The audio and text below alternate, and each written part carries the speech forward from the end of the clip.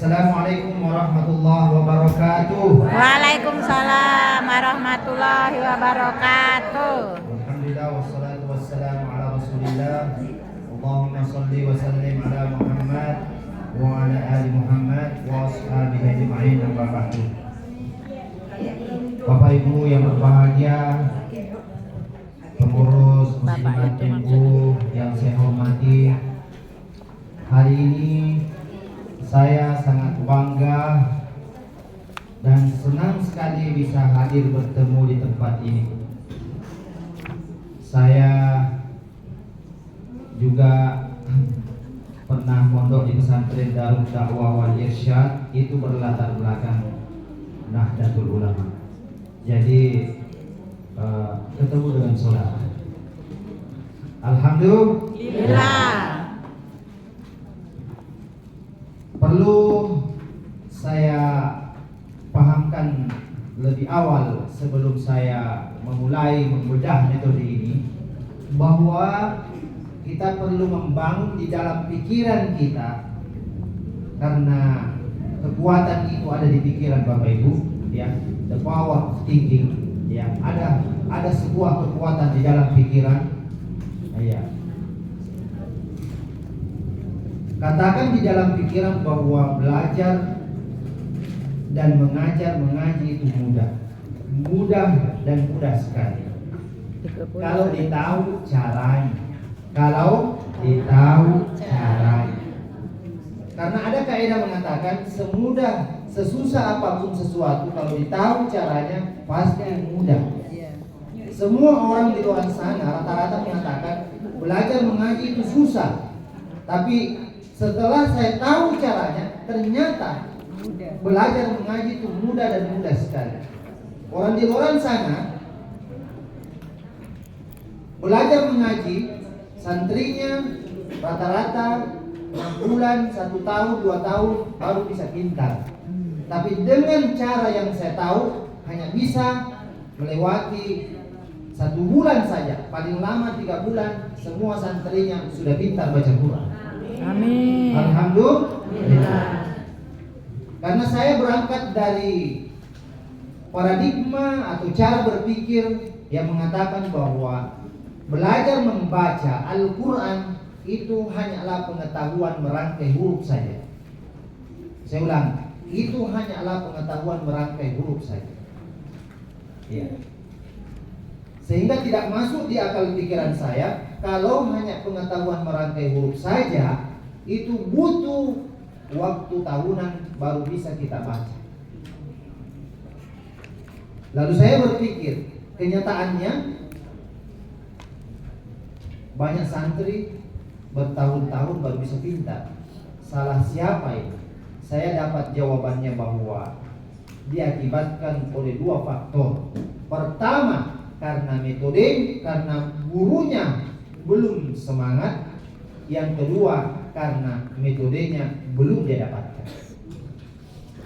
Semua metode bagus, mengantarkan santri bisa baca Quran, tetapi cepat lambatnya pintar itu diakibatkan oleh metode, bukan kepintaran membaca Al-Quran dari gurunya.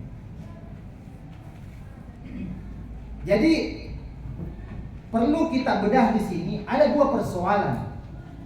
Bedakan antara pintar fasih baca Quran dengan cepat pintar. Ya. Itu 2 persoalan yang berbeda. Ya. Saya ulangi. Ada target pencapaian kita, yaitu bagaimana anak-anak kita pintar baca Quran. Yang kedua, bagaimana anak kita cepat pintar. Cepat pintar lemah. Nah, penyebabnya ini beda. Kalau kita mau antar anak kita fasih baca Quran, itu harus diajar guru fasih. Jadi yang mengakibatkan santri fasih baca Quran adalah gurunya, bukan metode. Itu perlu dibedakan ya. Jadi kalau ada santri tidak fasih baca Quran, jangan salahkan metodenya. salahkan gurunya.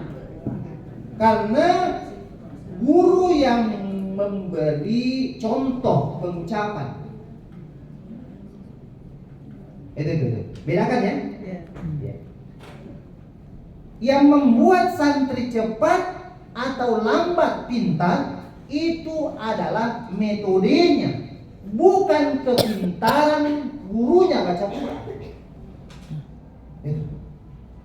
Walaupun gurunya pintar baca Quran, tapi kalau metodenya kurang tepat, tetap juga lama baru bisa pintar. Buktinya banyak qori-qoriah, hafiz-hafizah yang mengaji bertahun-tahun lamanya baru santrinya pintar. Kenapa? Karena metodenya belum tepat. Paham di sini? Paham. Ini landasan berpikirnya. Yang jarang guru mengaji paham. Susah membedakan mana perannya guru, mana perannya metode. Gitu. Oleh karena itu, ya, Profesor Yohanes Surya, seorang fisikiawan ilmuwan, ya, beliau adalah seorang pembina tim, ya, Olimpiade Matematika. Beliau mengatakan bahwa tidak ada anak-anak yang bodoh, yang ada adalah anak-anak yang belum ketemu guru hebat dan metode hebat. Tepuk tangan. Guru hebat, Itu perlu digarisbawahi. metode hebat. Ya. Yang ada hanyalah murid belum ketemu guru hebat dan metode hebat. Saya sebagai penggagas metode, ya, perlu berbicara secara bijak. Saya mau katakan bahwa semua metode bagus, mengantarkan orang bisa pintar baca Quran. Tetapi persoalan cepat lambatnya tidak semua metode punya. Tidak semua metode memiliki kesamaan kecepatan. Karena setiap metode memiliki pola yang berbeda dalam mengajarkan baca Quran. Dari pola itulah melahirkan rasa, ada yang susah dipahami, ada yang mudah dipahami.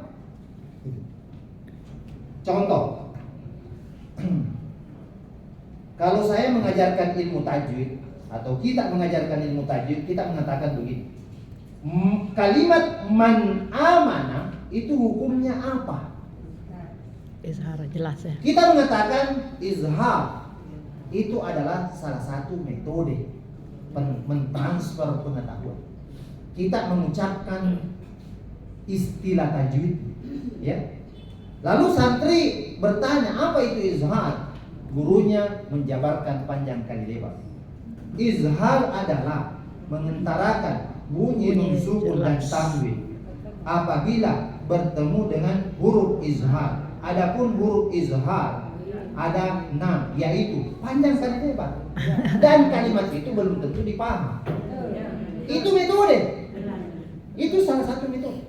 Tetapi kalau saya bikin pola baru yang bagaimana bisa santri mudah paham, satu kalimat yang saya ucapkan langsung paham.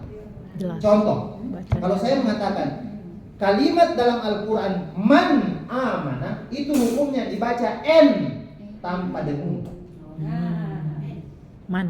Santri mengatakan, maksudnya apa Bu Guru? N, masa kamu tidak tahu n? Huruf n. Man, kasih jelas huruf n. Man. Jelas. Sudah. Tanpa dengung. Jadi kalau ada nun sukun ketemu dengan huruf tenggorokan 6 itu, maka hukumnya dibaca seperti huruf N, selesai. Tidak perlu saya mengatakan mengentarakan bunyi nun sukun dan tanwin apabila bertemu dengan huruf izhar. Adapun huruf izhar ada 6. Itu metode. Saya mau tanya, Man. pola pertama dengan pola kedua mana yang mudah? Kedua. Itu metode.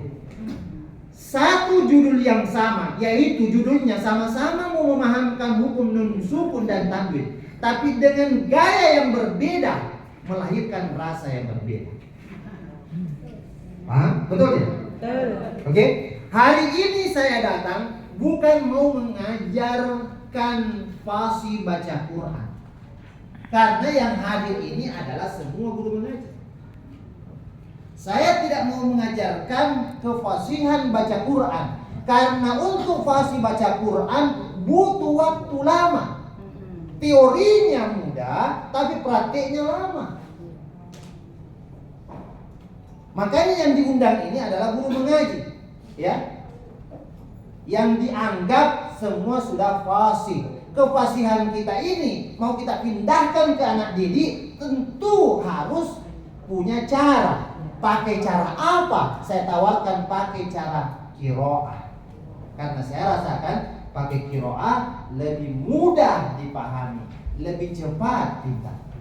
Itu dulu landasan berpikirnya. Belajar metodenya sebentar. Yang penting kita memiliki cara berpikir, ya, yang rasional, yang masuk di akal. Paham sampai sini? Jadi hari ini saya tidak mengajarkan bagaimana bunyi izhar, bagaimana bunyi idgham, ghunna, iqlab, mad, ya. Saya tidak mengajarkan itu. Karena itu berbicara tentang kefasihan. Tapi yang saya mau bicarakan di sini adalah bicara tentang metode penyampaian. Ya. Bagaimana kefasihan kita ini santri cepat paham. Ya. Lewat metode qiraah inilah memiliki cara yang berbeda dengan metode lain.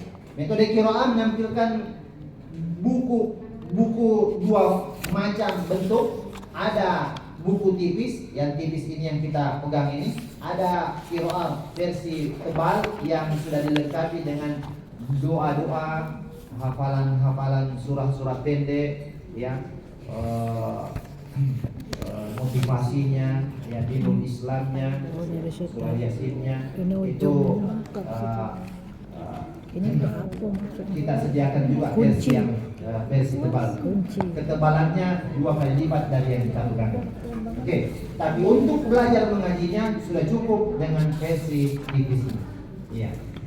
Versi tipis ini sepadan dengan tamat Iqra 1 sampai Iqra 6. Ya, kalau sudah tamat satu buku ini sudah tamat Iqra 1 sampai 6, tidak perlu lagi baca Iqra. Langsung saja ke juz 1.